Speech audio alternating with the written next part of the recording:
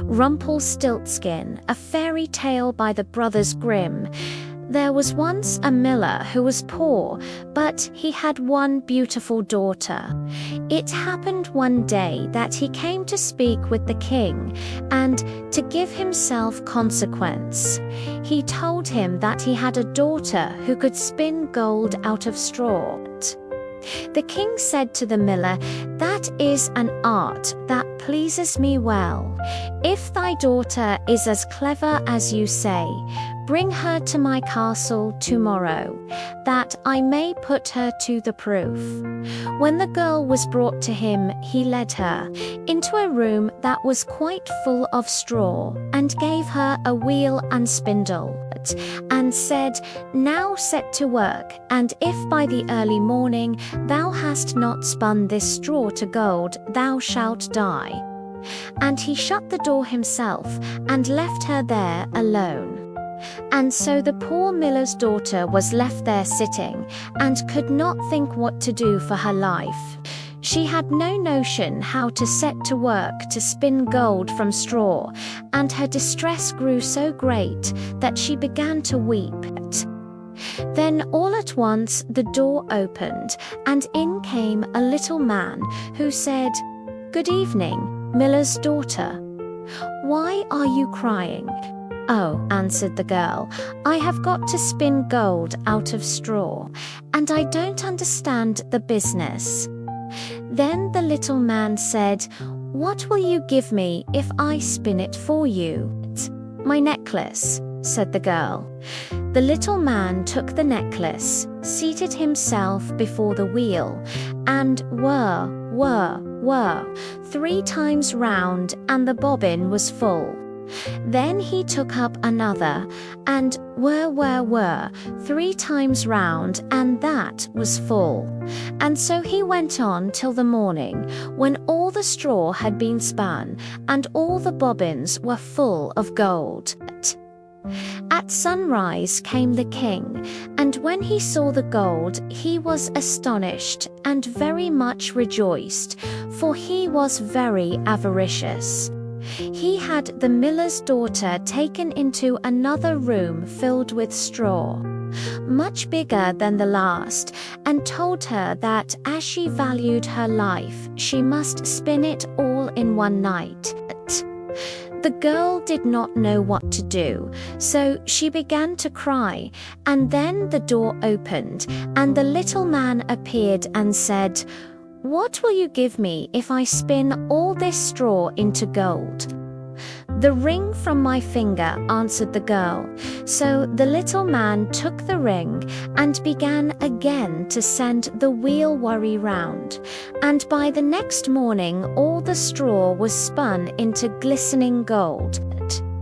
The king was rejoiced beyond measure at the sight, but as he could never have enough of gold, he had the miller's daughter taken into a still larger room full of straw, and said, "This, too, must be spun in one night, and if you accomplish it, you shall be my wife." For he thought, "Although she is but a miller's daughter, I am not likely to find anyone richer in the whole world." As soon as the girl was left alone, the little man appeared for the 3rd time and said, "What will you give me if I spin the straw for you this time?" "I have nothing left to give," answered the girl. "Then you must promise me the first child you have after you are queen," said the little man. "But who knows whether that will happen?"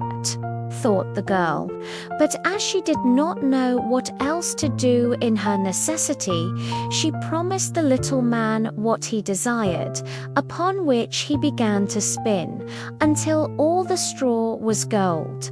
And when in the morning the king came and found all done according to his wish, he caused the wedding to be held at once, and the miller's pretty daughter became a queen.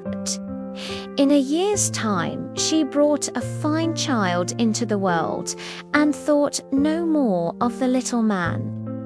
But one day he came suddenly into her room and said, "Now give me what you promised me." The queen was terrified greatly and offered the little man all the riches of the kingdom if he would only leave the child.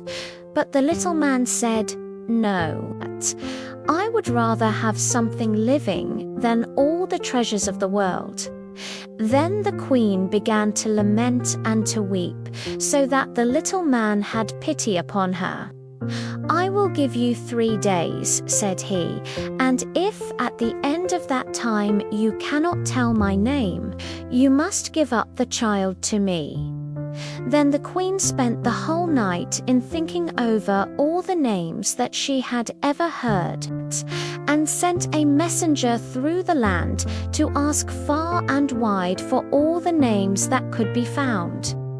And when the little man came next day, beginning with Caspar, Melchior, Balthazar, she repeated all she knew, and went through the whole list. But after each, the little man said, "That is not my name."